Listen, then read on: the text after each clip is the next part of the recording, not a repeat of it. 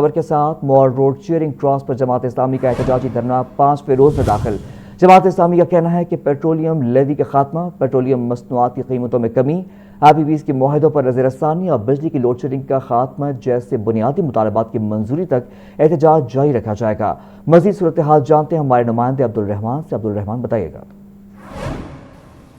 جی دیکھیے، اس وقت میں لاہور کے چیئرنگ کراس پر موجود ہوں، جہاں جماعت اسلامی کا دھرنا 5ویں روز میں داخل ہو چکا ہے اور معمول کے مطابق رات کے اوقات میں جیسے ہی رات گہری ہوتی ہے، کارکنان اور عہدیداران گھروں کی طرف روانہ ہو جاتے ہیں اور دن اس وقت ہو چکا ہے اور آپ دیکھ سکتے ہیں کہ میرے ارد گرد جو پنڈال ہے وہ مکمل طور پر خالی ہے، کرسیاں بکھری ہوئی ہیں اور جو کارکنان ہیں اور اس کے ساتھ عہدیداران ہیں اس وقت وہ یہاں موجود نہیں ہیں۔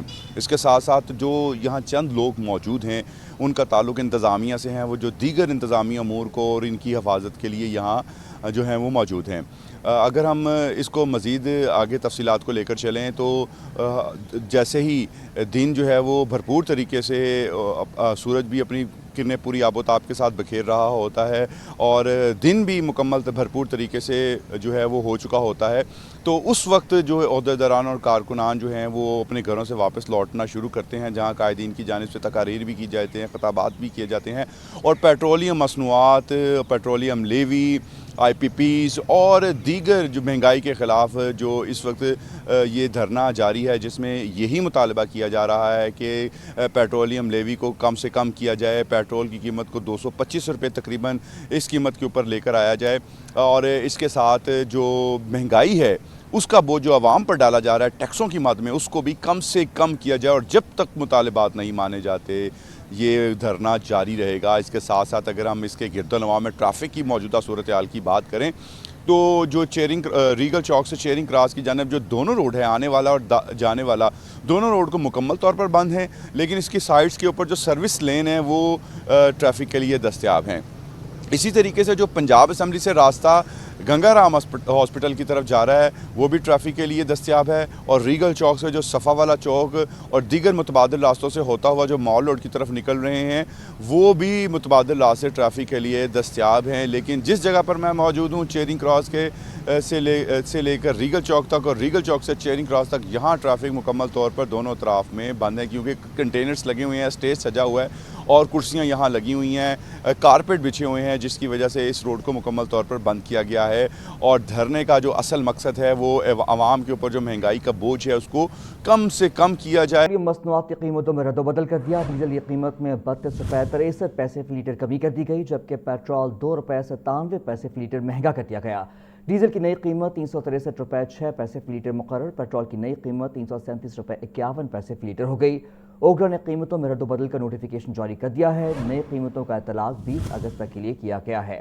آپ کو اپڈیٹ کریں اس خبر کے حوالے سے۔ اوگرا نے پیٹرولیم مصنوعات کی قیمتوں میں رد و بدل کر دیا۔ ڈیزل کی قیمت میں 32 روپے 63 پیسے فی لیٹر کمی کر دی گئی، جبکہ پیٹرول 2 روپے 97 پیسے فی لیٹر مہنگا کر دیا گیا۔ ڈیزل کی نئی قیمت 363 روپے 6 پیسے فی لیٹر مقرر کی گئی ہے۔ پیٹرول کی نئی قیمت 337 روپے 51 پیسے فی لیٹر ہو گئی ہے۔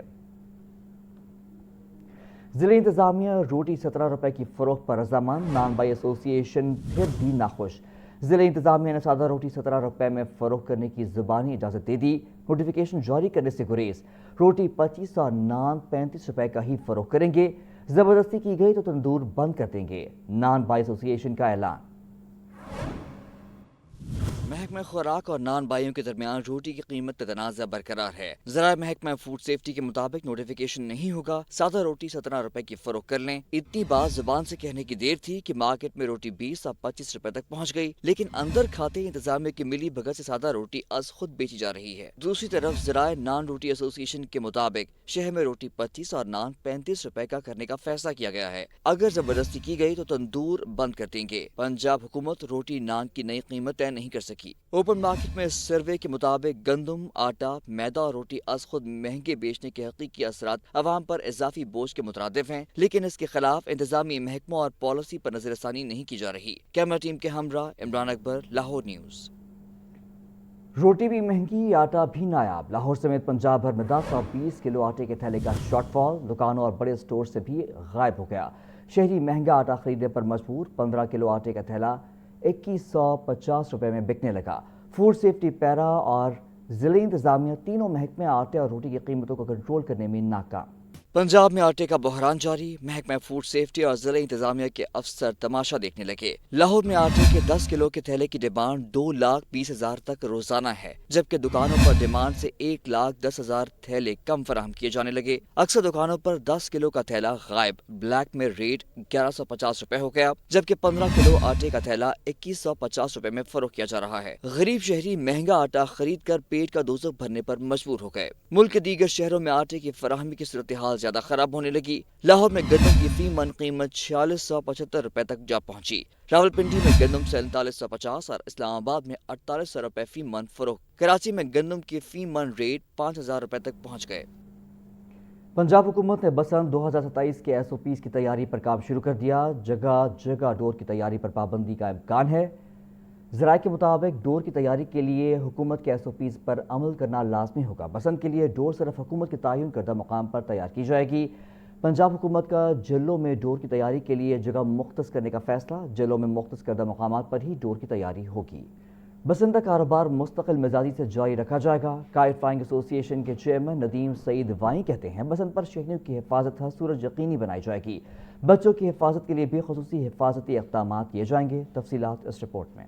بسنت کے اعلان کے بعد پتنگ سازوں اور پتنگ فروشوں کی سرگرمیاں تیز ہو گئی ہیں۔ ڈسٹرکٹ کائٹ فلائنگ ایسوسی ایشن کے چیئرمین خواجہ ندیم سعید وائیں نے کہا کہ بسنت کا کاروبار مستقل مزاجی کے ساتھ جاری رکھا جائے گا۔ چاہتے ہیں کہ کائٹ فلائنگ زون بنا دیے جائیں اور اس کاروبار کو جو ہے نا جی وہ مستقل مزاجی کے مطابق یعنی جو کاٹیج انڈسٹری جو تھی اس کو بحال کیا جائے، تو انشاءاللہ اس کے اوپر بھی قانون سازی ہونے جا رہی ہے۔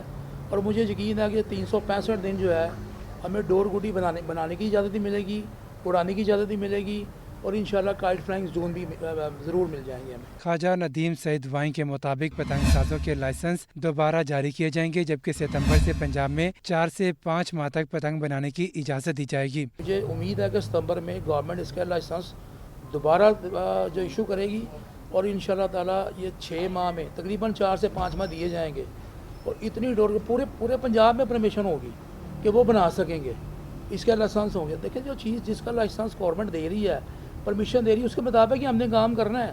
خواجہ ندیم نے زندہ دلانے لاہور سے بھی بسنت کے لیے بھرپور تعاون جاری رکھنے کی اپیل کی ہے۔ لاہور کے تاریخی بھاٹی چوک کی بحالی کا کام تیزی سے جاری۔ سابق وزیر اعظم نواز شریف کا علی حجویری انڈر پاس کا دورہ۔